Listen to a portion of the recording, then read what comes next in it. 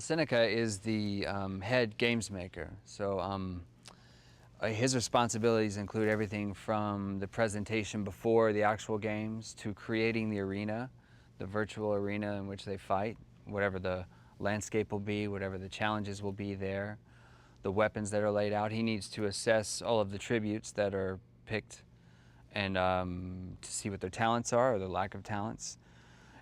Really all in the end to create some form of entertainment, sick entertainment that that he leads from his game center, which is a virtual center where everything can be controlled by him and sort of his team.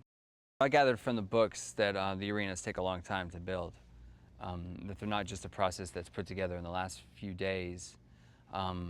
And so it's a controllable environment that Seneca has the complete control over. If he wants to start a fire, like say in the first one, he can start a fire to send the tributes together to fight. If he wants to set traps, if he wants to change the weather, he can make it colder, make it hotter. He can make it more difficult because in the end, like he says, we want to see the tributes struggle. We want to see them fight for their lives. And the way to do that is to have complete control of their environment and the things that they would need to survive. Katniss Everdeen is she's a girl who grew up in District 12, which is one of the poorest districts, if not the poorest district. Lost her father in a mining accident and has had to fend for herself and her family ever since, and has found ways of doing that from things she was taught by having to hunt in the wild outside of District 12, which is basically Appalachia. And in the woods and in the hills there, she's learned how to survive of sorts. President Snow, he's a bit of a mystery because in the first book, and in the first movie, because he's older, he's been around and has,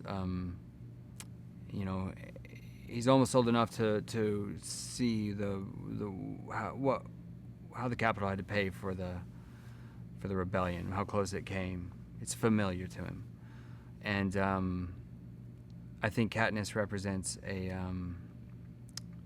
challenge to him. I think she's a threat to him because she's a reminder of that rebellion. Katniss Everdeen is played by Jennifer Lawrence, who is an amazing young actress, very talented, very smart girl, very funny girl. I read this book and immediately thought she would be great for the role. She's kind of perfect in my mind because she herself is she's got a tough edge to her, but that tough edge, she's also very, there's something very soft and delicate that is there that you want Katniss to have, because like I said, you want to hope for that to stay, despite her having to be tough. Donald Sutherland is an amazing actor, a legend, and I was so lucky to have a couple of scenes with him, and it was great because those scenes were outside of the book, and you really got to see what was going on, as Katniss is fighting for her life and the things that are going on in the games.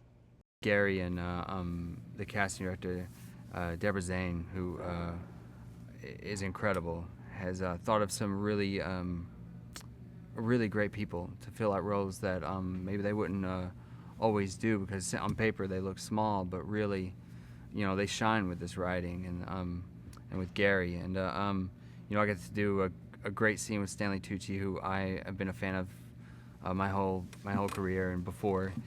And he's a great guy. Only he could bring out Caesar. I think when I heard that, it was perfect. And one of the more special or more unique castings was I thought the idea of Lenny Kravitz as Cinna.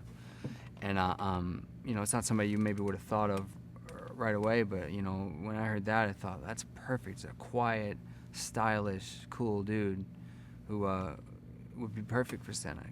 First of all, they should be excited because it's a great story. I think the fans who already have read the books know that. Anyone who hasn't read the books, this is an amazing story. An easy story already to get excited about to put to film, but beyond that, you've got an amazing team putting together a great film. That's a really exciting, fast-moving film that you know, that is at once entertaining as it is politically sophisticated and moving, you know, and intriguing. It's really kind of the perfect storm of a movie.